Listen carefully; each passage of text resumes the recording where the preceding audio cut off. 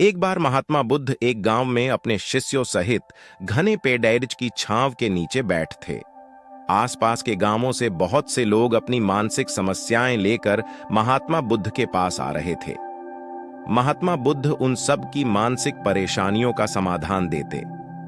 सब लोग खुशी खुशी अपनी समस्याओं का समाधान पाकर वहां से लौट रहे थे।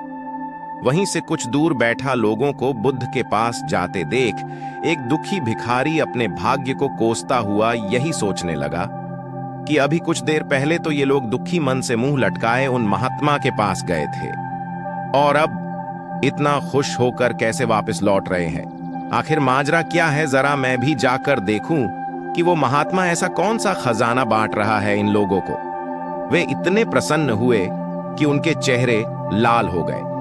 जब वो दुख भिखारी कुछ नजदीक गया तो उसने देखा कि ये महात्मा तो लोगों को प्रवचन देकर लोगों के दुख का निवारण कर रहे हैं। यह देखकर भिखारी के मन में भी तीव्र इच्छा हुई कि क्यों न मैं भी इन महात्मा को अपना दुहक बताऊं। मुझे भी अपने दुख का समाधान अवश्य मिलेगा।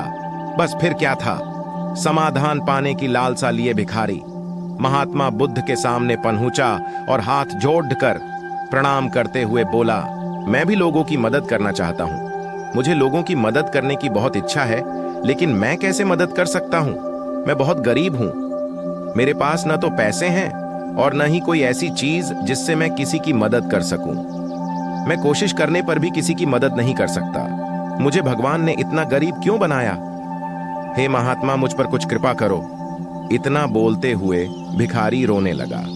महात्मा बुद्ध बोले, आप बहुत अज्ञानी हैं, क्योंकि आप अभी तक इस भ्रम में जी रहे हो कि तुम्हारे पास कुछ नहीं, जबकि दूसरों को कुछ देने के लिए तुम्हारे पास बहुत कुछ है। तुम बिना धन और वस्तु के भी दूसरों की मदद कर सकते हो। तुम्हारे पास जुबान है जिससे तुम मीठे शब्द बोलकर किसी के दुखी चेहरे पर मुस्कान ला सकते हो। इन्हीं शब्दों की ताकत से तुम किसी के भी टूटते हौसलों को फिर से मजबूत कर सकते हो। इन शब्दों की शक्ति से आप किसी के भी मन में सकारात्मक विचारधारा के बीज बो सकते हैं और उसे गलत रास्ते पर जाने से रोक सकते हैं। तुम्हारे दो हाथों से किसी भी कमजोर या लाचार व्यक्ति की सहायता कर सकते हो।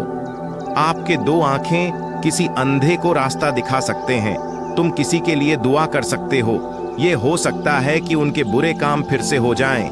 आप किसी के अच्छे स्वास्थ्य की कामना कर सकते हैं, लेकिन अज्ञानतावश तुम अब तक इस बात को समझ नहीं पाए और इस भ्रम में अब तक जीते रहे कि तुम्हारे पास मदद करने के लिए कुछ नहीं। किसी की मदद करने के लिए धन और वस्तु का होना अनिवार्य नहीं है।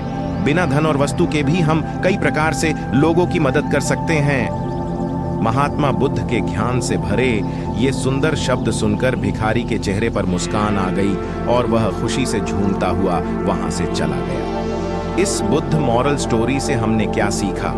दोस्तों, महात्मा बुद्ध की इन बातों से बहुत कुछ सीखा गया।